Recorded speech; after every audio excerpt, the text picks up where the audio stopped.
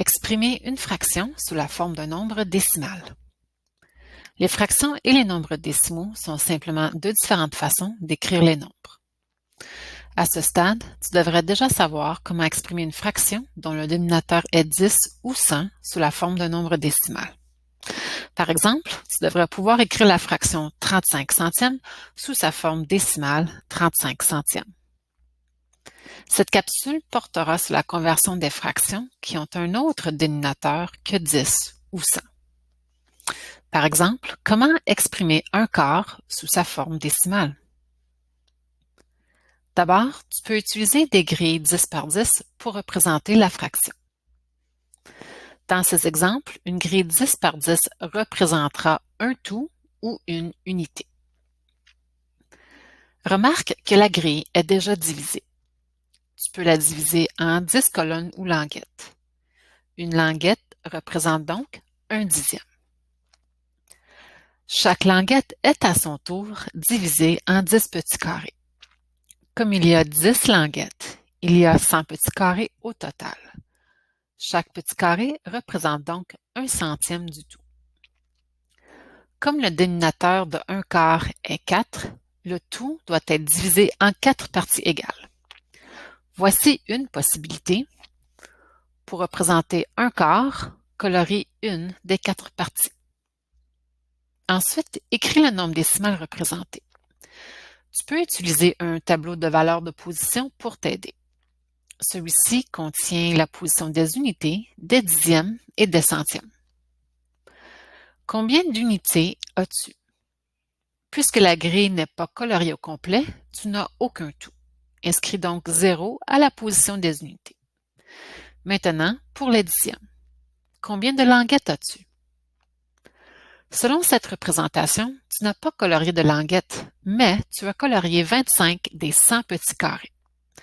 Tu as donc 25 centièmes, mais aucun dixième. Cependant, est-il possible de colorier un quart de la grille autrement pour obtenir des dixièmes? Et si tu coloriais la grille de cette façon? En regroupant les centièmes, tu as maintenant 2 dixièmes et 5 centièmes. Inscris-les dans le tableau. Enfin, place la virgule décimale à la droite de l'unité. Ainsi, un quart, écrit sous sa forme fractionnaire, est équivalent à 25 centièmes, écrit sous cette forme décimale. Bravo! Voici un autre exemple. Comment exprimerais-tu 3 cinquièmes en nombre décimal? D'abord, représente la fraction. Comme le dénominateur est 5, le tout doit être divisé en 5 parties égales. Puisque tu as 10 languettes, tu peux les prendre 2 par 2. Tu obtiens alors 5 parties égales. Pour représenter 3 cinquièmes, colore 3 des 5 parties. Voilà. Maintenant, écris le nombre représenté sous la forme décimale. Puisque tu n'as aucun tout, inscris 0 à la position des unités. Pour les dixièmes, 6 des 10 languettes sont coloriées. Donc, inscris 6 dans le tableau à la position des dixièmes. Il n'y a pas de centièmes à dénombrer. Enfin, place la virgule à la droite de l'unité. Ainsi, 3 cinquièmes, écrit sous la forme fractionnaire, est équivalent à 6 dixièmes, écrit sous cette forme décimale. Bravo! Un dernier exemple. Comment exprimerais-tu 15 cinquantièmes sous la forme d'un nombre décimal? D'abord, représente la fraction à l'aide de la grille 10 par 10. Comme le dénominateur est 50, le tout doit être divisé en 50 parties égales. Cette fois-ci, c'est moins évident. Voici une possibilité. La grille est déjà divisée en 100 parties égales. Cependant, tu en as besoin de 2 fois moins. Et si tu rejoignais 2 centièmes ensemble, tu aurais alors 1, 2, 3, 4, 5, 6, 7, 8, 9 et 10 parties dans une colonne, mais tu aurais maintenant 1, 2, 3, 4 et 5 colonnes.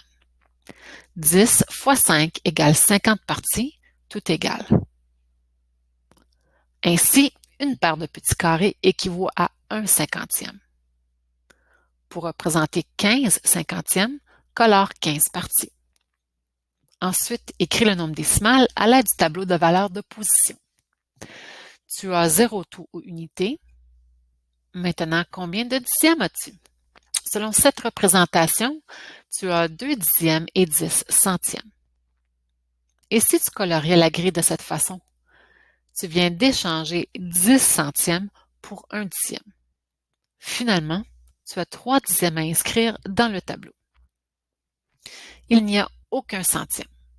Enfin, place la virgule décimale à la droite de l'unité. Ainsi, 15 cinquantièmes sont équivalents à 3 dixièmes écrits sous cette forme décimale. Bravo! Et voilà, tu sais maintenant comment exprimer différentes fractions sous la forme décimale à l'aide des grilles 10 par 10. Tu as peut-être appris d'autres procédures à l'aide de calculs pour exprimer une fraction sous sa forme décimale. Sois assuré, cela donne le même résultat. La méthode des grilles 10 par 10 présentée dans cette capsule vidéo est un point de départ préférable car elle développe ton sens du nombre.